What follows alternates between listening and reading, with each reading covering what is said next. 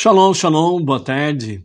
7 de Ave de 5.784, a contar da criação, e nós estamos no dia 11 de agosto de 2024, da Era Comum. À tarde com a Torá, e nós estamos hoje numa edição especial, por assim dizer, né, para trazermos aqui sobre a questão de Tisha B'Av, o 9º dia de Ave, que vai começar ao pôr do sol de amanhã, né? E vai até o pôr do sol da terça-feira. É o Tisha B'Av, o 9º dia de Ave, ok?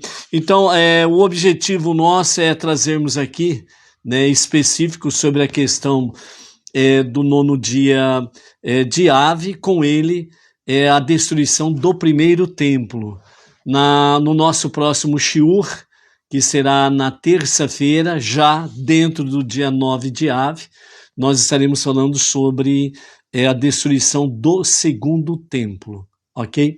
Então, o objetivo é trazer realmente um pouco mais de conhecimento e também, ao mesmo tempo, né, uma reflexão, né, mais profunda sobre a questão principal da destruição dos dois templos que aconteceram no dia 9 de Ave, ok? Então, nós estamos no primeiro dia da semana, e nesse primeiro dia da semana é para que nós estejamos aí, como é o dia 7 de Ave, nós estamos, né, até o pôr do sol no dia 7 de Ave.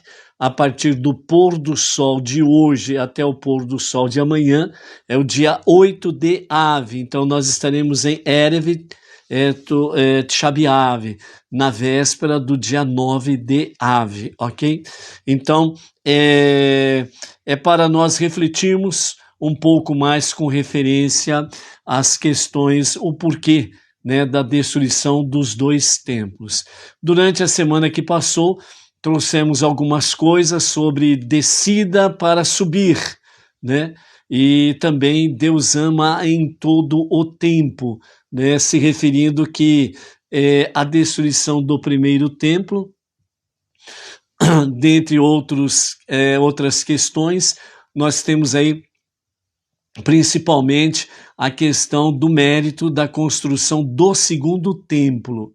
Com a destruição do segundo templo, então nós temos aí realmente o mérito da construção do terceiro e definitivo templo, que será exatamente por Mashiach, na redenção final, né? E o terceiro templo, ele será nas suas dimensões físicas, materiais, geométricas, né? Maiores do que os dois primeiros templos, bem como também dentro da questão espiritual, o terceiro templo também será muito mais superior do que os dois primeiros templos, né? Então é uma descida para uma subida. Deus ama em todo o tempo. Os testes, as provas, as aflições e etc. e tal que sucedem ao povo judeu e a toda a humanidade realmente têm propósitos divinos para as nossas vidas. Não podemos olhar de forma negativa e ficarmos limitados à forma negativa sem poder vislumbrar o que há de melhor pela frente que o Eterno nos concede, ok?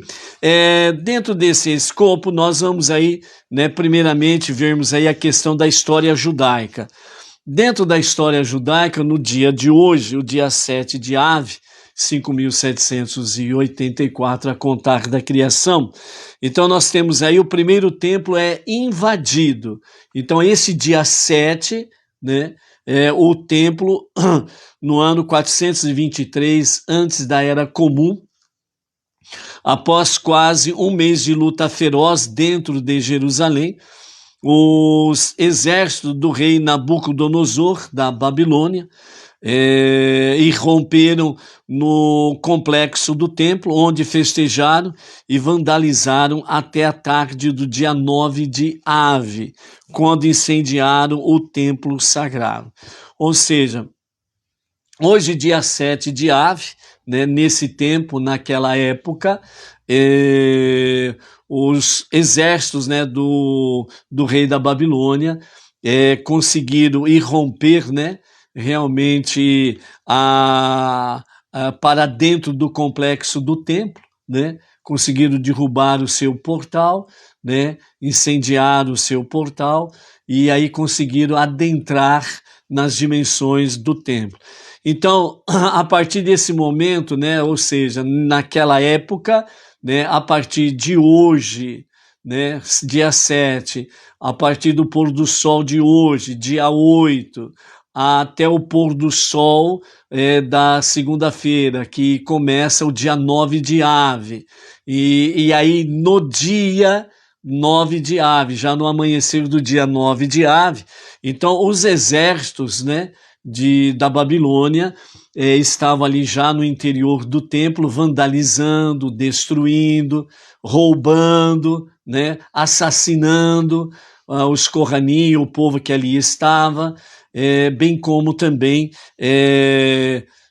começaram a irromper, né, cada vez mais a santidade do templo, e dentro desse aspecto aí trouxeram idolatria para dentro do templo, e aí no dia 9 de Ave, já a partir do meio-dia, eles começaram então, depois de vandalizar tudo e roubar tudo que era possível roubar, né, eles incendiaram, tacaram fogo no interior do Beit Hamikdash.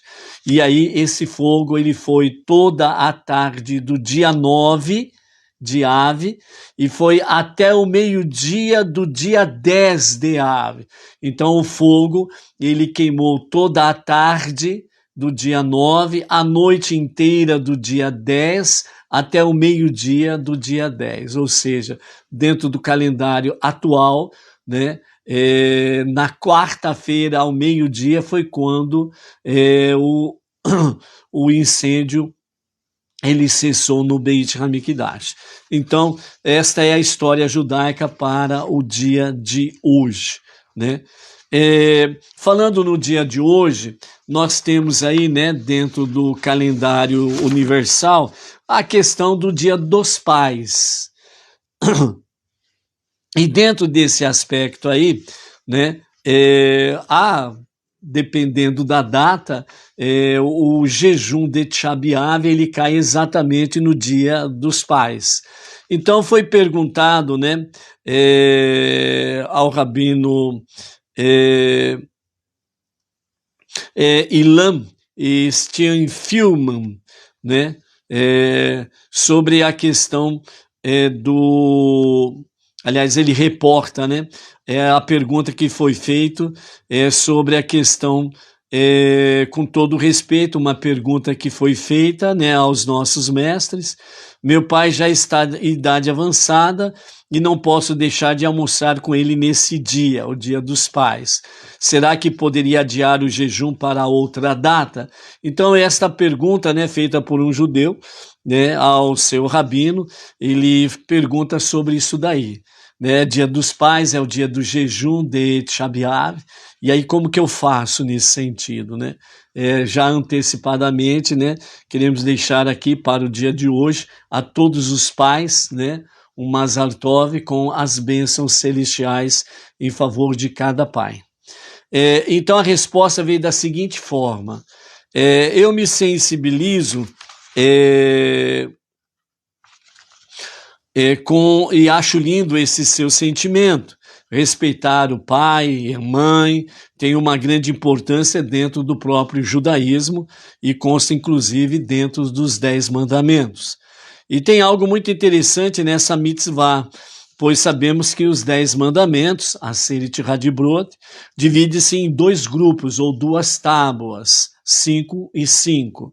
Na primeira tábua da lei, temos os primeiros 5 mandamentos, que são os preceitos relacionados à relação espiritual entre o homem e o seu Criador, o Eterno. Na segunda tábua constam os outros 5 mandamentos, que são relacionados, né, com relação ao ser humano com o seu próximo. O curioso é que o mandamento de respeitar pai e mãe está, né, na primeira tábua, portanto, o quinto mandamento da primeira tábua. Apesar de consistir em um preceito que envolve relação interpessoal, ou seja, pais e filhos, filhos e pais, a explicação disso também é muito linda. Respeitar pai e mãe está acima de uma relação interpessoal. É de fato uma relação da pessoa com Deus. Então, na realidade, o quinto mandamento é respeitar, honrar o pai e a mãe. Quem cumpre esse mandamento, respeitando e honrando o seu pai e a sua mãe, ele está de fato tendo uma relação pessoal com Deus. Na sua essência, é isso que significa. Afinal, 3 são os sócios na criação da pessoa, ou seja, a criação da humanidade, ela tem, segundo os nossos mestres, tem 3 sócios, que são exatamente o pai, a mãe, que fornece o material genético, e Deus, aquele que concede a alma, né, para aquela vida que está sendo gerada. Então, respeitar os pais é respeitar a Deus. E é por isso que esse mandamento consta na primeira tábua da lei. Então, as datas, né, do Dia dos Pais e Dia das Mães, apesar de não serem ocasiões comemorativas judaicas, especificamente judaicas, tendo em vista o mundo em que vivemos, e também não é uma mitzvah o Dia do Pai, o Dia da Mãe dentro da própria Torá, porque pelo próprio mandamento, o quinto mandamento, amar e honrar o pai e a mãe, ele é diário e não apenas um dia por ano, ok? Então, apesar de não serem ocasiões comemorativas judaicas, tendo em vista o mundo em que vivemos, acho até importante comemorar. Infelizmente, são poucos que realmente respeitam os seus pais no dia a dia. Portanto, quando há oportunidade, mesmo que comercial, de prestar uma homenagem a eles, devemos aproveitar e agarrá-la com as 2 mãos. Acontece que neste ano, o Dia dos Pais, né, no caso aqui, quando foi feita a pergunta, né, o jejum de Tisha B'Av cai exatamente no segundo domingo de agosto, que é o chamado Dia dos Pais. Coincide, então, com esse dia em que o nosso Pai Celestial e nós, os seus filhos, estaremos de luto pela destruição dos 2 templos de Jerusalém. Então, nessa data, fazemos o jejum de Tisha B'Av. Lembremos, né, que é um judeu fazendo uma pergunta para um rabino judeu, né? É verdade que essa tragédia ocorreu há milênios e é capaz de você nem sentir falta desses templos. Por isso, gostaria que soubesse que a destruição do templo há milênios reflete diretamente na nossa vida contemporânea. Tem como consequência o amargo exílio em que o povo judeu vive, a perseguição, o antissemitismo que é enfrentado no dia a dia, a falta de paz em Israel e no mundo, as doenças, a fome, a morte e tragédias que sofremos.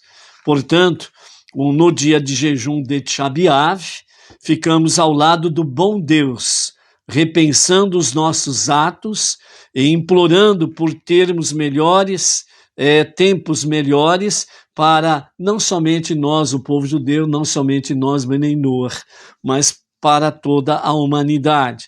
Tisha B'Av é o dia em que todos ficamos juntos de nosso Pai, o Pai de todos nós. Nós sofremos pelas desgraças do mundo e o nosso Pai chora por ter de se ocultar de nós. Ele quer, assim como nós, acabar com esse sofrimento. Cabe a nós remediarmos os nossos atos e merecermos finalmente a vinda e a revelação de Mashiach. Portanto, nesse domingo, o Pai estará sofrendo, chorando. E nós sairemos para comemorar. O jejum acaba depois de anoitecer. Então, quem sabe vale a pena comemorar o Dia dos Pais de noite, em um jantar com o seu pai, né? Então, nesta época aí, é feito a pergunta, então o rabino deu essa orientação, né? Como caiu exatamente no domingo, né, que era o Tisha B'Av, o dia 9 de Av, ao pôr do sol encerraria o jejum de Tisha B'Av. Então o conselho foi, faça um jantar em comemoração ao papai, né? Dentro do próprio calendário gregoriano, até a meia-noite é o dia do pai, não é isso? Então dá para fazer ainda um jantar comemorativo com o papai e junto com a família comemorar o dia do pai, ok? Então esta é uma questão sobre para conhecimento também. Outra coisa que temos aí para conhecer com questão do Tisha B'Av é exatamente a refeição, né, ou as refeições até então nessas 3 semanas, né, de luto, que se encerra com o pôr do sol do dia 9 de Av. Um ingrediente, né, que faz parte das refeições é o ovo, né? Então, durante as 3 semanas que antecede o 9 de Av, o dia em que o primeiro e o segundo templos sagrados foram destruídos, lamentamos e estamos de luto. Os ovos são tradicionalmente ingeridos por um enlutado na primeira refeição ao retornar do funeral, né? O ovo cozido, principalmente, porque ele fica inteiro, né? Ovos em forma redonda, né, simbolizam a vida, que passa em ciclos, ou seja, uma geração sobe, né, ou seja, a alma, né, ela deixa o corpo morre e a alma sobe, certo? E uma nova geração que nasce, são os novos nascimentos que acontecem naturalmente. Então, o ovo tem essa uma das mensagens, né? É uma geração que sobe, né? E uma geração que nasce, ok? Então, em breve, os dias de luto serão transformados em dias de alegria, com a chegada de uma nova era e a reconstrução do terceiro templo sagrado em Jerusalém, ok? Então, esse também é outra questão para conhecimento, ok? O jejum de Tisha B'Av, ele é, a princípio, explicitamente para o povo judeu. Explicitamente para o povo judeu. A recomendação rabínica que recebemos, em vez de fazermos Benei Noach, em vez de fazer jejum, fazer uma tzedakah, né? Como o jejum ele gira em torno de 24 horas, né? 24 para mais horas. Então, o que se desprende nisso é que durante 24 horas existem 3 refeições básicas, né? 3 refeições básicas, né? O jantar, o café da manhã e o almoço, entendeu? E então, normalmente, a orientação é fazer uma tzedakah individual, né? Com o valor de 3 refeições, né? Ou 3 marmitex, né? Por aí afora vai. Então, tem esse aspecto aí de fazer o jejum que você pode fazer. Esse é um exemplo que os nossos rabinos trazem, né? E, obviamente, daí para mais, ou segundo as condições de cada pessoa, certo? Cada família faz com kavaná, verdadeira intenção do coração, né? Remete a sua tzedakah para um rabino, para uma sinagoga judaica, né? Ou para uma comunidade Benei Noach, né? Ou você pode dividir também entre o rabino e a comunidade Benei Noach, etc. e tal, né? Tudo aquilo que você fizer, faça com kavaná, verdadeira intenção do coração, que realmente o Eterno ele abençoa e aprova, né? E isso é fantástico quando fazemos com amor, com alegria, ok? Então, os exemplos que nós vamos dando aqui, ele parte do princípio do povo judeu. Então, com referência ao jejum explicitamente, então o Benei Noach não é recomendado o fazer. No lugar, faz uma tzedakah. O único jejum que o Benei Noach é recomendado fazer, segundo a orientação rabínica, é o jejum de Yom Kippur.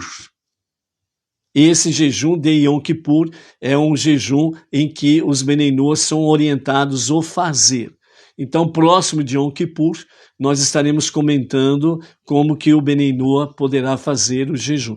Então, os exemplos que nós vamos dando aqui, ele está sempre conectado a partir do povo judeu, ok?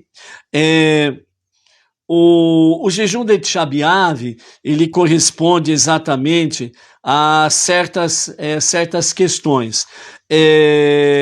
Segundo o Talmud Ta'anit 29b, fala assim: vocês choraram sem motivo válido, por isso eu estabelecerei esse dia como um dia de choro para todas as futuras gerações. Isso está conectado exatamente com o pecado dos 10 espiões, que fez o povo chorar sem razão. O povo ouviu o Lashon Hará, né, a maledicência dos 10 espias contra a terra prometida, foram para suas tendas, ali choraram e ali murmuraram, dizendo que Deus os tinha tirado da terra do Egito por ódio, para que eles morressem no deserto. Entendeu? Então, nesse dia vocês choraram sem motivo válido, e por isso eu estabelecerei esse dia como um dia de choro para todas as futuras gerações. Talmud Ta'anit 29b. É possível que Deus haja por vingança ou raiva? É a pergunta. Jeremias, capítulo 31, verso 28, declara: os pais comeram uvas ácidas, mas os dentes dos filhos é que foram estragados, certo? Então, significa aqui, no caso, né, os pais comeram uvas ácidas e os filhos sofreram as consequências.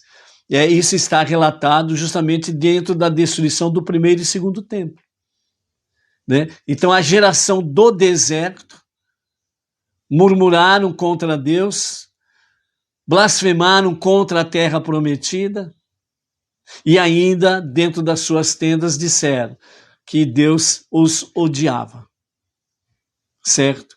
Então, a partir desse momento, Deus deixou como um decreto realmente que haverá esse dia, que foi o dia 9 de Av, quando isso aconteceu lá com os espiões, vocês terão então realmente motivos para chorar. E foi exatamente, principalmente, a destruição dos 2 templos, ok? Porque as gerações subsequentes devem carregar o pecado daquela primeira geração? Não bastou o castigo sofrido pelos filhos daquela geração que ficaram durante 40 anos no deserto até que seus pais pecadores morressem? Além disso, que conexão pode haver entre as transgressões dos antepassados e as calamidades que recaíram posteriormente sobre os seus descendentes, que foram exilados da terra devido aos próprios pecados, para Deus determinar que ocorresse justamente na data de Tisha B'Av, dia em que os antepassados pecaram?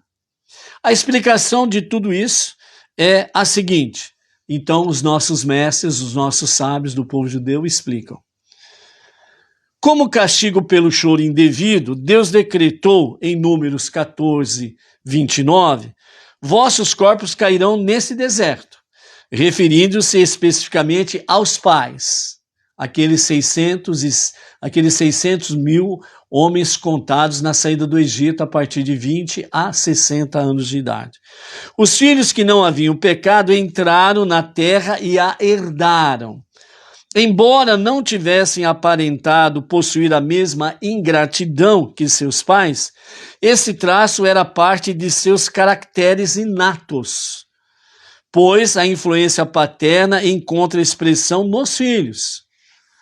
Muito embora os filhos não devessem ser punidos pelos pecados dos pais, Deus viu por bem purificar os filhos e erradicar deles esse fator hereditário.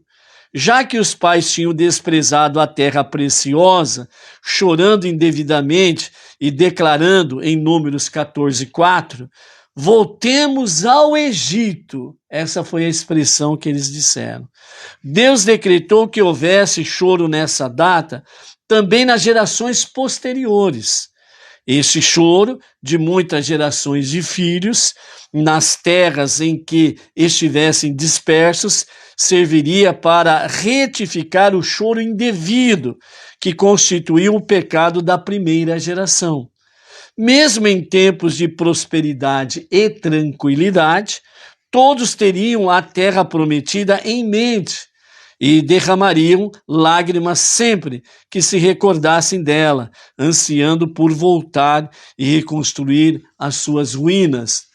Vemos assim que Deus agiu caridosamente com Israel, fixando a data dos futuros exílios no mesmo dia que o pecado cometido pela geração do deserto.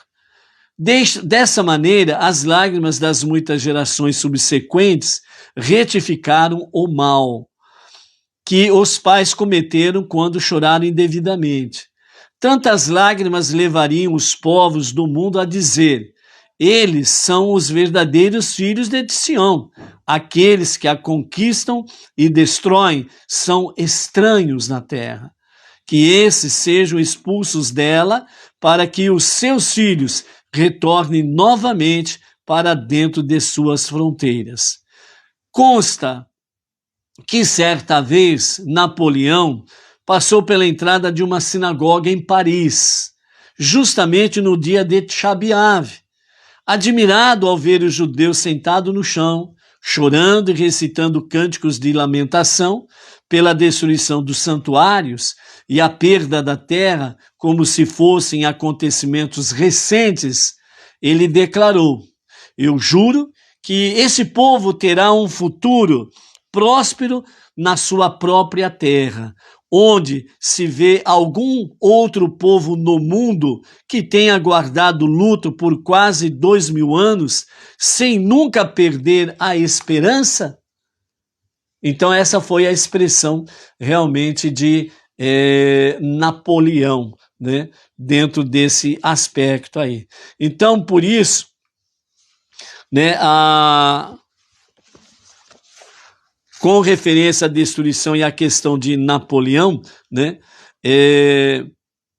então, uma outra versão, né, da expressão de Napoleão diz assim: se após tanto tempo ainda choram e lamentam a destruição do templo, é sinal que ele será reconstruído, né? Então essa é uma outra versão da própria expressão de Napoleão, certo?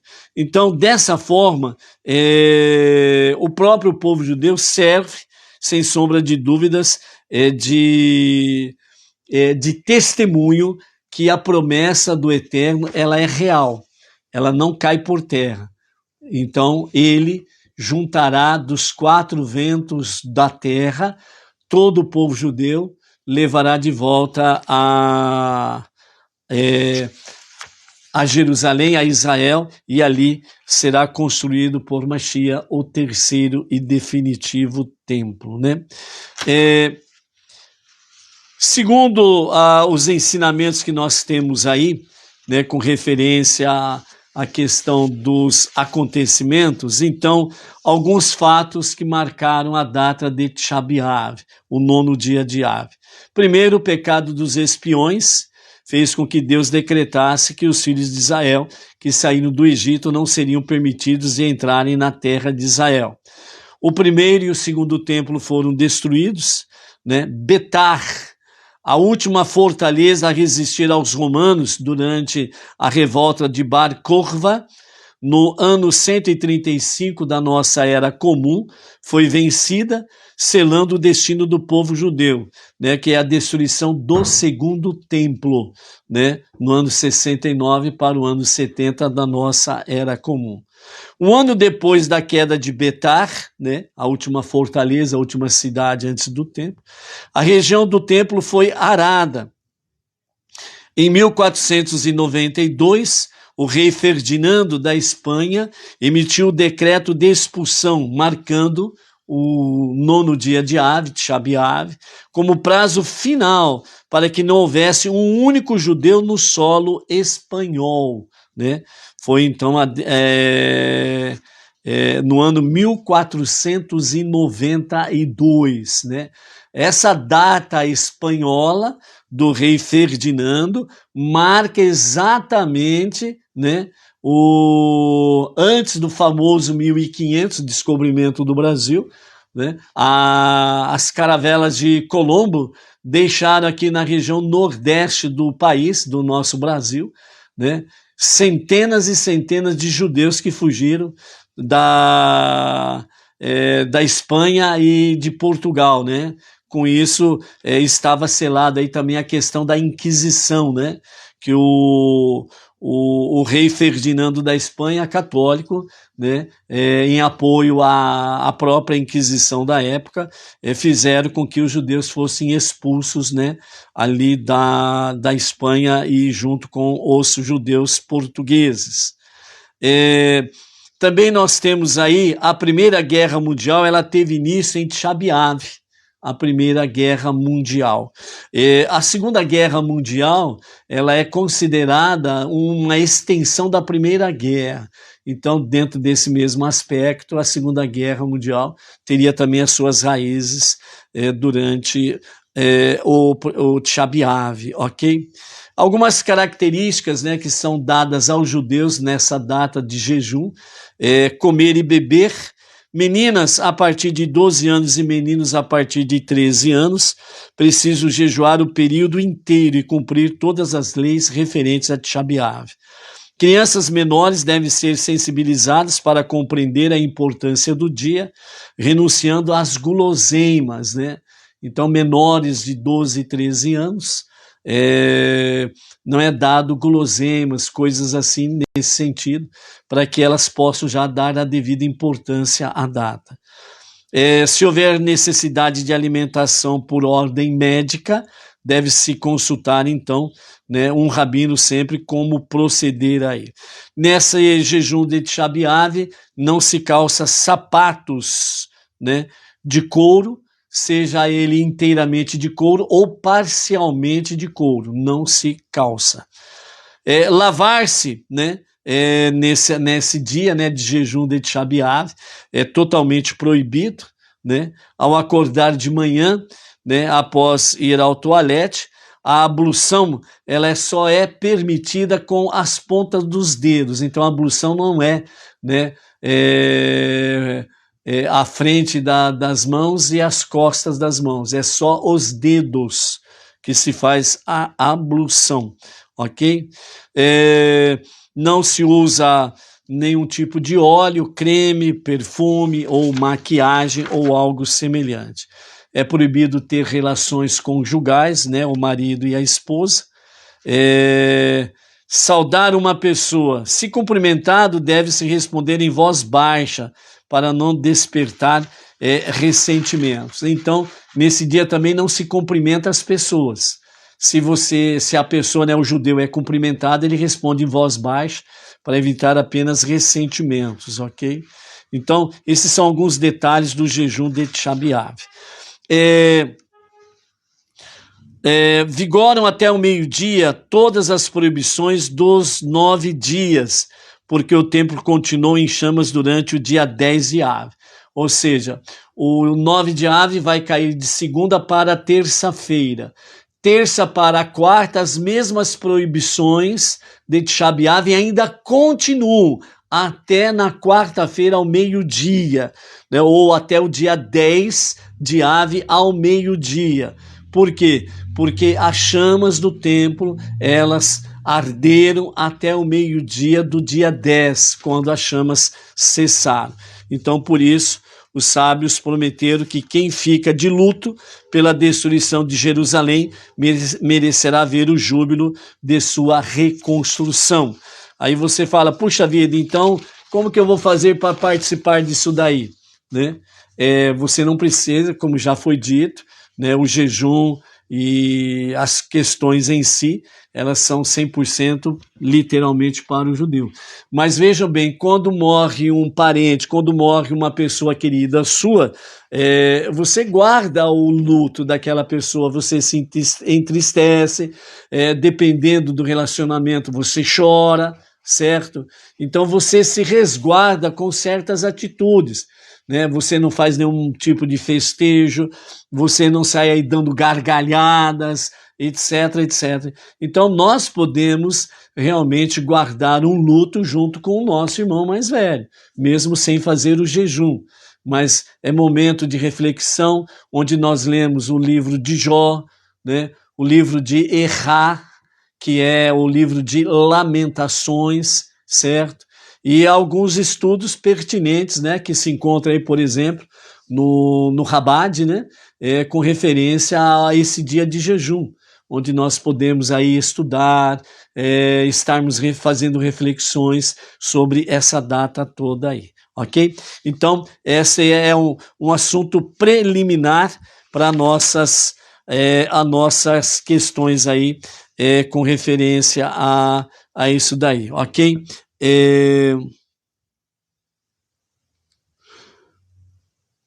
O decreto, saída do Egito. Tá. Aqui, ó, nós temos o seguinte, com referência ao pecado dos espiões, para nós estarmos conectados com a questão em si. Os 2 anos transcorridos antes da promulgação do decreto de Tisha B'Av, que foi o relatório e o choro do povo por causa do relatório da Terra Prometida, um relatório negativo destrutivo, antes que o decreto fosse dado, né, os 40 anos pelo deserto, aquelas coisas todas. Então, a permanência no deserto. Assim, Israel teve 37 anos de dor e luto nos dias 9 de Av, passados no deserto, uma vez que no primeiro ano, após a saída do Egito, ninguém tinha ainda pecado.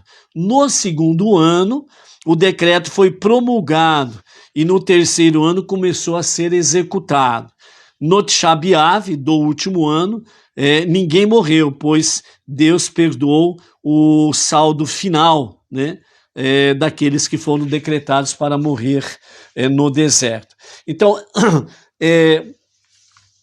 o que significa isso? O povo saiu do Egito no primeiro, ninguém pecou. No segundo ano, o decreto foi promulgado, porque houve o pecado dos espiões, né? Então já tinha transcorrido 2 anos do pecado, quando aconteceu o pecado dos espiões e o povo chorando sem motivo. Por que sem motivo? Porque Deus já tinha prometido ao povo que a terra era deles. Então eles não poderiam dar ouvidos ao relatório negativo dos espiões, porque Deus já tinha dito, né, a terra que vos dou. Então era garantia divina. Quer alguém melhor do que o próprio Deus garantir que a terra é vossa? Então eles deram ouvidos, então eles pecaram. Então no segundo ano teve o pecado dos espiões e o decreto divino, que começou no ano seguinte, que foi no terceiro ano, ok? E aí então, a partir do terceiro ano da saída do Egito, eles começaram a viver a dor e a tristeza de Tisha B'Av. Mas esses 3 anos, eles estão contados dentro dos 40 anos no deserto, desde o momento da saída até a posse da terra prometida, ok? Então, é nesse aspecto aí para se localizar fatos acontecidos, ok? A destruição do primeiro Beit HaMikdash, o templo sagrado, ele ocorreu em Tisha B'Av, né, o dia 9 de Av, né, no ano 3338 a contar da criação, né, que corresponde ao ano 423 antes da Era Comum. O 2 Reis, capítulo 25, 8, diz: no 7º dia do 5º mês, no 19º ano do reinado de Nabucodonosor, que é Nebuchadnezzar, rei da Babilônia, Nebuzaradem, o assassino, servo do rei da Babilônia, chegou a Jerusalém e queimou a casa de Deus. Então, né, o Nabucodonosor, ele enviou o seu assassino, Nebuzaradan, o assassino, para executar a tarefa contra o povo judeu. Em Jeremias e Irmiarro, capítulo 52, verso 12, diz: e no 5º mês do 10º dia, no 10º ano do reinado de Nabucodonosor, rei da Babilônia, Nebuzaradan, o assassino, chegou e postou-se perante o rei da Babilônia em Jerusalém. Então os sábios ensinam que não se pode dizer que ele veio no 7º, pois o outro versículo declara no 10º dia. É o 7º ou o 10º? E não se pode dizer no 10º, pois o outro versículo declara o 7º. Como se pode reconciliar isso? Ou seja, no 7º dia, os não-judeus, os babilônicos, entraram no santuário e saquearam no 7º, no 8º e no 9º dia. No cair da noite, à tardezinha, atearam fogo e as chamas duraram o dia inteiro, né, até a tarde do dia 10º, que é o caso do meio-dia. Como diz Irmiarro no capítulo 6, verso 4. Que infortúnio nosso, pois o dia está terminando e as sombras da noite se aproximam. Isso é consistente com a opinião do Rabi Yohanan, que disse: se eu tivesse vivido naquela geração, teria estabelecido o dia de luto no 10º dia, pois a maior parte do santuário foi queimado nesse dia. Então os sábios ensinaram: o mérito transpira num dia de mérito, enquanto que a destruição do templo sagrado transpira num dia da tragédia. Quando o primeiro templo foi destruído, o dia era Tisha B'Av, era o dia 9 de Av, um sábado à noite, no 7º ano do ciclo Semitá, pois durante a vigília da família de Ioariv e os levitas ficaram de pé em seus dias e cantaram. Qual foi a canção entoada? Em vez de uma canção normal do dia, cantaram: ele virou contra eles em sua própria violência, e como seu próprio mal, ele os liquidará, que está no Salmo 94, verso 23. E antes que eles conseguissem concluir o versículo, Senhor nosso Deus os liquidará, a frase final do versículo, os não-judeus vieram e os capturaram, e o mesmo ocorreu com o segundo templo, segundo o Talmud Tratado Ta'anit 29a. Ou seja, eles cantavam, né, o versículo 23 do Salmo 94, e ele virou contra eles sua própria violência, com o seu próprio mal. E até aqui foi onde eles cantaram e já os babilônicos adentraram e os capturaram, ok? O mesmo aconteceu os romanos no segundo templo com o povo judeu. A parte final do versículo, ele os liquidará, eles não conseguiram completar, ou seja, a maldade do próprio povo judeu caiu sobre ele mesmo, né? Assim ficou resumido a questão em si. Quando o templo sagrado foi feito, sua construção foi acompanhada pela canção, como declara Salmo 30, verso 1. Uma canção de louvor sobre a consagração da casa por David. E quando ela foi destruída, houve também uma canção de acompanhamento, como diz o Salmo 89, verso 1. Uma canção por Asaf. Senhor, as nações vieram em tua herança, né? Ou seja, né, as nações, os povos, os não-judeus vieram até a sua herança, até a terra prometida e adentraram no Beit Hamikdash. Os nossos sábios ensinaram: quando o primeiro templo sagrado foi destruído, grupos de Kohanim, os sacerdotes, jovens, reuniram-se com as chaves do santuário nas mãos, subiram ao telhado, a parte mais alta do templo, do Beit Hamikdash, e declararam: Mestre do Universo, como não merecemos ser guardiões de confiança, que as chaves sejam entregues novamente a ti. Quando eles jogaram as chaves na direção do céu, uma mão emergiu e recebeu-as, e os Kohanim, então, atiraram-se ao fogo que já estava queimando praticamente todo o templo, como consta no Talmud, Ta'anit 29b, ok? Então, são fatos que estão relatados nos anais da história do nosso povo, do nosso irmão mais velho, o povo judeu, ok?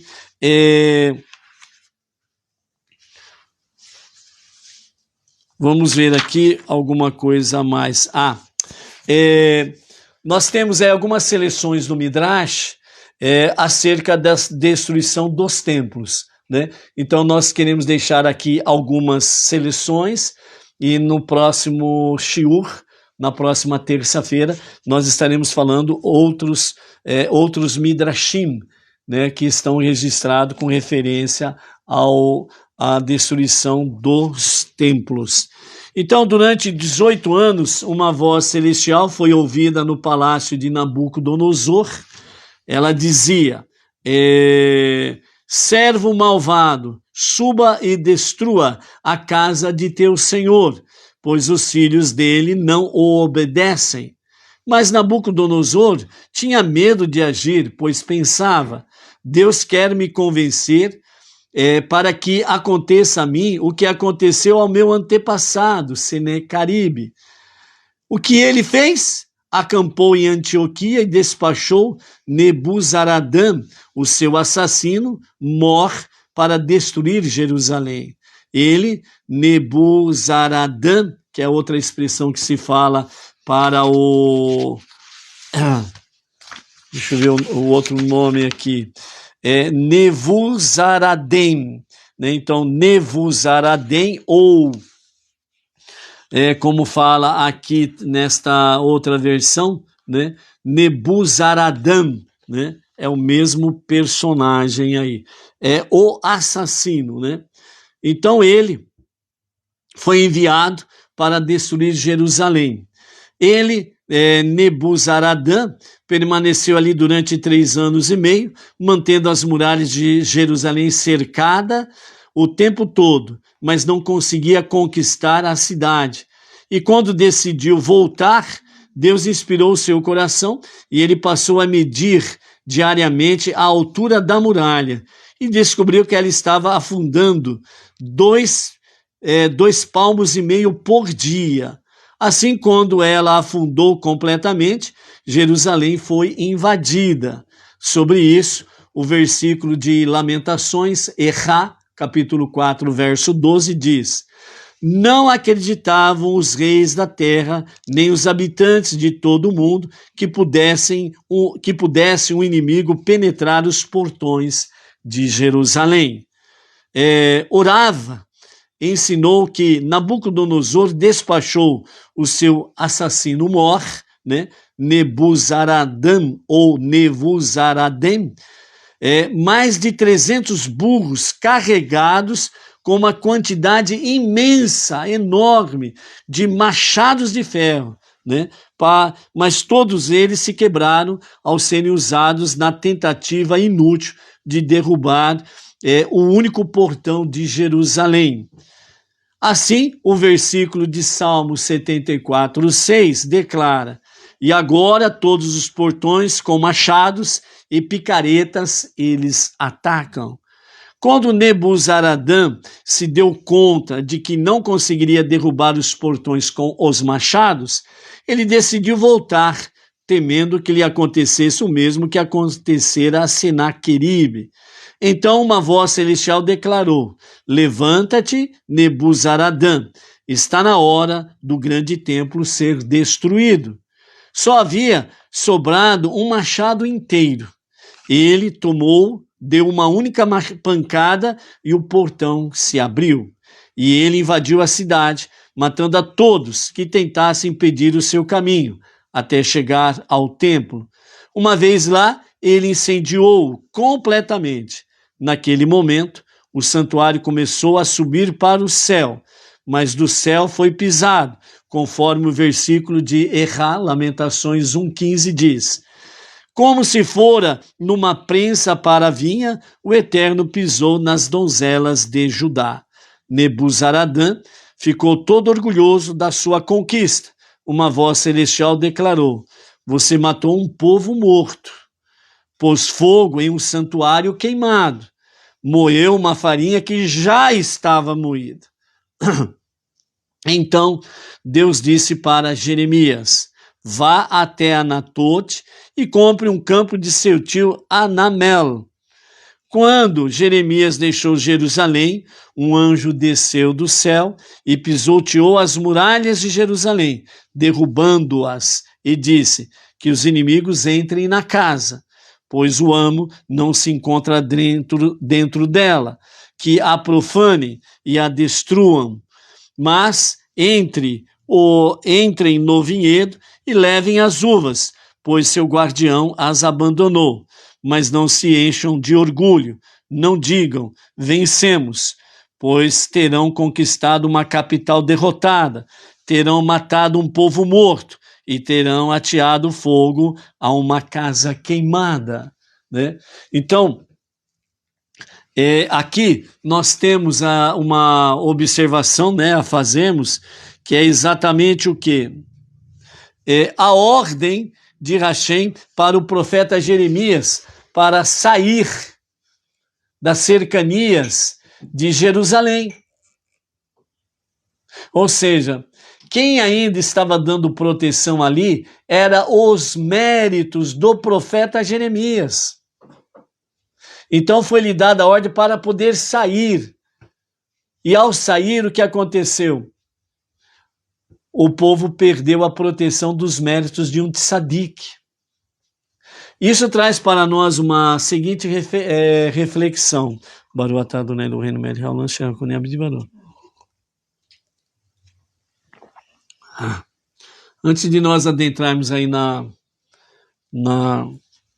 nossa reflexão, né, para esquentar um pouquinho aqui, né, o frio, né, então a Edna nos trouxe aí um cafezinho da hora. Baruch atah Adonai Eloheinu melech haolam asher hakol abdi baruch. Amém? Amém. Então, um cafezinho. Aliás, deu para perceber que está frio, né? Estamos com frio, né? Aí a região sul, né, é diferente, né? É um frio diferenciado, né? Paraná, Santa Catarina, Rio Grande do Sul, aí a diferença de frio é muito grande. Baruch Hashem.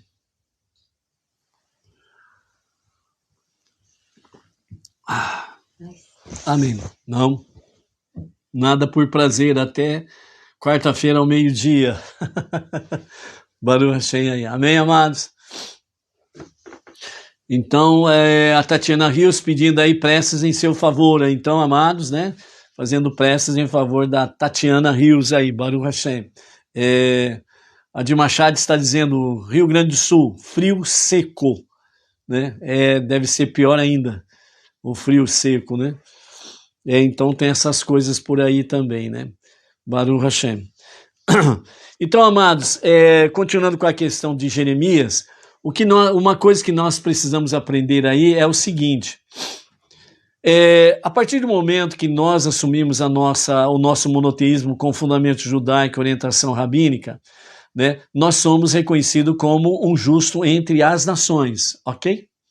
Então, é importante nós estarmos conectados com isso, que realmente é importante nós termos a nossa posição de um justo entre as nações. Por quê? Porque abandonamos toda a idolatria e viemos para o monoteísmo com fundamento judaico e orientação rabínica. Então, aonde você está, você é uma bênção. Aonde você está, por este mérito, você está trazendo muita proteção para as pessoas que estão nessa localidade em que você habita. E é por isso que nós precisamos viver a nossa fé com toda a ousadia, sem sombra de dúvidas. A nossa emuná e o nosso bitachon, fé e confiança em Hashem. Por quê? Porque nós estamos vivenciando os momentos iminentes ante a revelação de Mashiach. E nós precisamos estar cumprindo a nossa tarefa suprema, que é transformar este mundo para ser a moradia de Hashem. Não adianta nada você olhar para o mundão aí fora e você ver as injustiças, corrupção e companhia limitada, maldade, etc. e tal, né? E você simplesmente não fazer nada. O que nós podemos fazer? Recordando. Techuvá, um retorno a Deus para um verdadeiro e genuíno arrependimento. Estudo da Torá. Estudo das 7 leis universais. As nossas preces diárias. A nossa de Sedaká. São 5 coisas que nós podemos fazer tranquilamente e estarmos realmente vencendo as trevas. Então, não vamos deixar de fazer. Então, aqui, né, o exemplo de Jeremias, o profeta Irmiarro, é importante nós olharmos dessa forma para o nosso momento, para estarmos ombro a ombro com o povo judeu, ok? Então, isso é importante, sem sombra de dúvidas, dentro desse aspecto aí, ok? Um outro Midrash, né, continua dizendo para nós, né? Os inimigos chegaram e construíram uma plataforma no monte do templo, bem no lugar em que o rei Salomão se reunia com os anciãos, a fim de avaliar melhorias para o templo. Naquele mesmo local, os inimigos se reuniram a fim de avaliar a melhor maneira de queimar o templo. Enquanto discutiam a questão, avistaram 4 anjos descendo do céu, com tochas de fogo nas mãos, e com elas puseram fogo nos 4 cantos do santuário. Quando o sumo sacerdote saiu, os inimigos o capturaram e, matando-o perto do altar, no lugar em que ele oferecia o sacrifício diário, a filha dele em seguida surgiu chorando. Ai de mim, meu pai, a visão mais preciosa de meus olhos. Eles também a mataram, misturando o sangue dela ao de seu pai. Quando os sacerdotes e os levitas viram o templo ardendo em chamas, eles agarraram as harpas e as trombetas e a jogaram no meio do fogo, morrendo queimados. Também as donzelas que teciam as cortinas se jogaram no meio do fogo, ao verem o templo em chamas, e também morreram queimadas. Vendo o que acontecia, o rei Zedequias tentou escapar por um túnel que ligava o seu palácio aos arredores de Jericó, por onde passava um canal de água. Mas Deus fez com que um cervo caminhasse ao longo do teto do túnel, e os soldados babilônicos perseguiram o cervo, e ao chegarem à entrada do túnel, se depararam com Zedequias e sua família em fuga, capturando-os. Nebuzaradã enviou-os a Nabucodonosor, que disse: Zedequias, por que você se rebelou contra mim? Como devo julgá-lo? Se eu julgar conforme as leis do seu Deus, você merecerá a morte, por ter jurado em falso que não se rebelaria, usando o nome dele.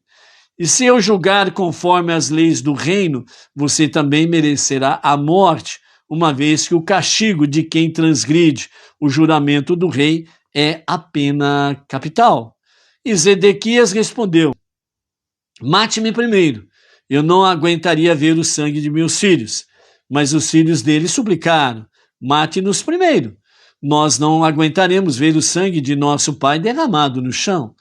Então Nabucodonosor fez o seguinte: primeiro matou os filhos na frente do pai, em seguida arrancou os olhos dele e colocou os seus filhos em um forno e levou-o para a Babilônia. Zedequias clamou: vejam só, mortais, o que Jeremias profetizou e me disse: você será levado à Babilônia e ali morrerá, mas a Babilônia os seus olhos não verão. Eu não dei atenção às palavras dele, e eis-me aqui, na Babilônia, sem que os meus olhos possam vê-la. Né? Então, o profeta Jeremias, ele profetizou ao rei, né, Zedequias, mas ele não dava ouvidos, e ele continuava sendo rebelde, e o povo seguindo o seu rei, rebeldes à vontade de Hashem. E aí deu realmente, né, a oportunidade de Nabucodonosor e o seu assassino de conquistarem Jerusalém. Quando Jeremias saiu de Anatote, a caminho de Jerusalém, ele levantou os olhos, ao ver de longe a fumaça que saía do templo, pensou: talvez o povo de Israel tenha se arrependido e começado a oferecer sacrifícios, pois a fumaça do incenso já pode ser vista. Ao chegar à muralha de Jerusalém e ver o grande templo se transformara numa pilha de pedras, que as muralhas da cidade tinham sido lacradas, ele chorou dizendo, lá no capítulo 20, verso 7 de Jeremias: ó Eterno, tu me persuadiste a sair de Jerusalém, e eu me deixei persuadir. Em seguida, em frente, gritando: que caminho tomaram os pecadores? Que caminho tomaram aqueles que estão perdidos? Quero tomar esse mesmo caminho para exilar-me com eles. Todo o trajeto estava ensopado de sangue dos assassinos. Aproximando o rosto do solo, percebeu as pegadas das crianças que tinham sido levadas para o cativeiro. Ele prostrou-se e beijou-as. Vendo um grupo de homens jovens acorrentados, tentou juntar-se a eles, mas foi repelido por Nebuzaradã. Depois viu um grupo de homens mais velhos acorrentados e tentou juntar-se a eles, mas Nebuzaradã o repeliu. Ele chorou diante deles e eles choraram diante dele.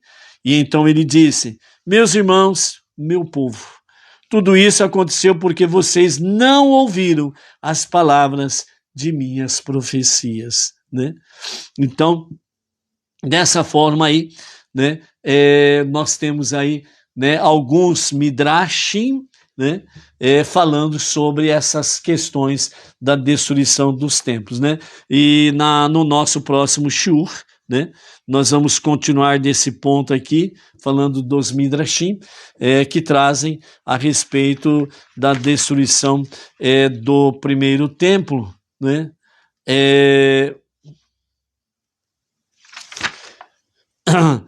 E aí nós vamos concluir com a destruição do segundo templo e a caída de Betar no nosso próximo shiur, na próxima terça-feira, aqui pelo canal do Facebook, né, às 14 horas.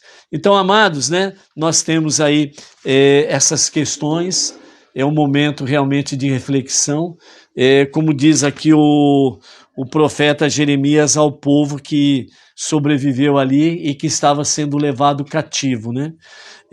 Tudo isso aconteceu porque vocês não ouviram as palavras das minhas profecias, né?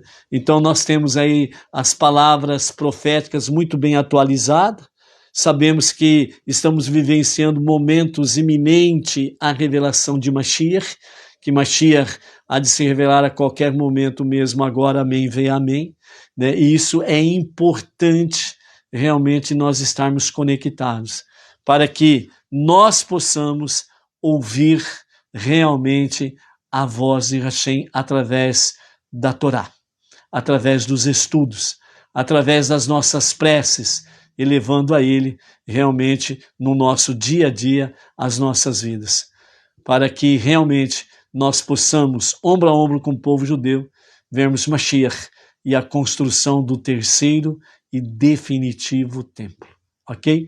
Baruch Hashem.